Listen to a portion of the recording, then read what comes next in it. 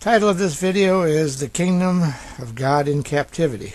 This is the fourth video in the series. The Lion and His Image, Fitting to Pieces. Let me say greetings to you, my friends, and thanks for coming back. Last lesson we discussed the great statue that is God's outline of the beast. Now in this post we are going to begin to fill in this outline and begin to reveal the image of the beast. As you remember, this statue was a giant image with a head of gold and arms and chest of silver, belly of brass, legs of iron, and feet and toes of iron and clay. The four beasts of Daniel 7 fit into this outlined statue, and again, it is the symbols and Peter's prophecy rule that provide the needed information. In the first year of Belshazzar, king of Babylon, Daniel had a dream and visions of his head upon his bed. Then he wrote the dream and told the sum of the matters. Daniel spake and said, I saw in my vision by night, and behold, the four winds of the heavens strove upon the great sea. And four great beasts came up from the sea, diverse one from another. The first was like a lion, and had eagle's wings. I beheld till the wings thereof were plucked, and it was lifted up from the earth, and made stand upon the feet as a man, and a man's heart was given to it. The first beast was like a lion, and had eagle's wings that were plucked off, and this lion was lifted up, stood on his feet, and had a man's heart. Understanding was given to it. This standing up of the beast and giving of a man's heart solidly link the first beast with the empire of Babylon and King Nebuchadnezzar, who God punished by making him live as a beast and giving him the mind of a beast for 7 times. Then after 7 times had passed, God restored his mind and his kingly position. This prophesies to us that the kingdom of the beast would end with the full restoration of God's kingdom at the smashing of the feet and toes of Nebuchadnezzar's giant image. This would be foreshadowed by the restoration of the nation of Israel. Daniel 4:30-34. The king spake and said, Is not this great Babylon, that I have built for the house of the kingdom by the might of my power and for the honor of my majesty? While the word was in the king's mouth, there fell a voice from heaven, saying, O King Nebuchadnezzar, to thee it is spoken, the kingdom is departed from thee. And they shall drive thee from men, and thy dwelling shall be with the beasts of the field. They shall make thee to eat grass as oxen, and 7 times shall pass over thee, until thou know that the Most High ruleth in the kingdom of men, and giveth it to whomsoever he will. The same hour was the thing fulfilled upon Nebuchadnezzar, and he was driven from men, and did eat grass as oxen, and his body was wet with the dew of heaven, till his hairs were grown like eagle's feathers, and his nails like birds' claws. And at the end of the days, I, Nebuchadnezzar, lifted up mine eyes unto heaven, and mine understanding returned unto me. And I blessed the Most High, and I praised and honored him that liveth forever, whose dominion is an everlasting dominion, and his kingdom is from generation to generation. The time King Nebuchadnezzar lived as a beast was 7 times. A Bible time equals a year of 360 days.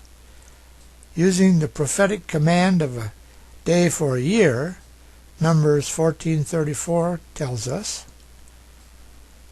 After the number of days in which you search the land, even 40 days, each day for a year, shall you bear your iniquities, even 40 years, and you shall know my breach of promise.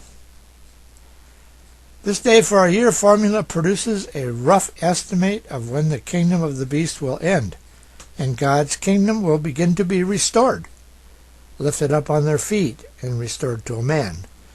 We know that this beast kingdom could not begin before the capture of Judah in 586 BC, as the kingdom of God was not yet captured.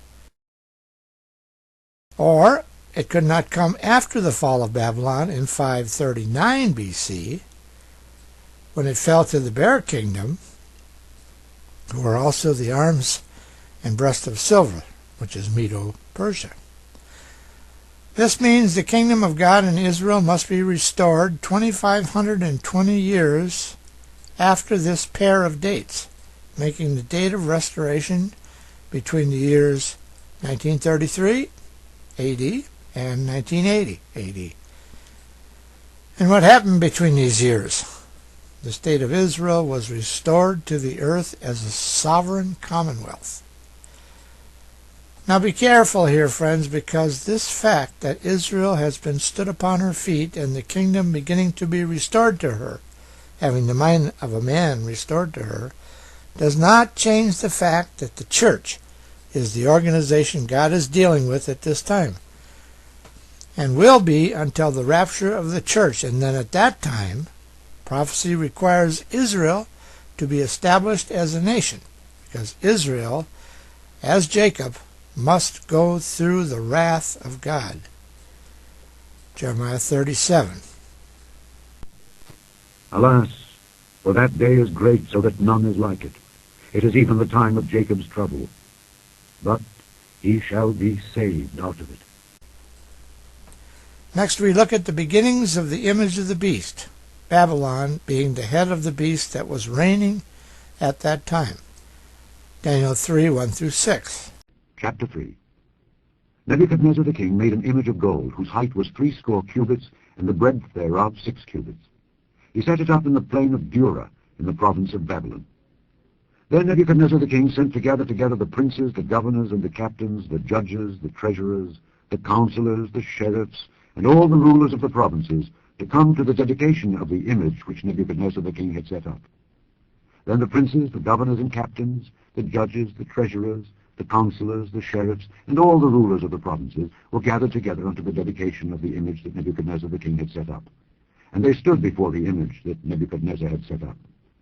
Then an herald cried aloud, To you it is commanded, O people, nations, and languages, that at what time ye hear the sound of the cornet, flute, harp, sackbut, psaltery, dulcimer, and all kinds of music, ye fall down and worship the golden image that Nebuchadnezzar the king hath set up. And whoso falleth not down and worshippeth, shall the same hour be cast into the midst of a burning fiery furnace. All individual parts of the beast statue have their own image, and all of these false religious practices and idols are sent on down and added on to the final living two-horn image of the beast of Revelation chapter 13, the beast that looks like a lamb but sounds like a dragon. The image of Babylon to be worshipped that King Nebuchadnezzar set up on the plain of Dura was an obelisk. Why do I say the golden image was an obelisk? Because of the measurements. The image of Daniel chapter 3 was 60 cubits high by 6 cubits wide. Daniel 3:1. That is a 10-to-1 ratio. A cubit is the length from the index finger to the elbow, about 18 inches. So King Nebuchadnezzar's image was 90 feet high by 9 feet wide, shaped something like a pencil. A shape like the one set up in Babylon for worship is our very own Washington Monument, which is 555 feet tall and 55 feet wide. The same exact 10-to-1 formula used for King Nebuchadnezzar's image of gold set up in the plain of Dura and described in Daniel chapter 3.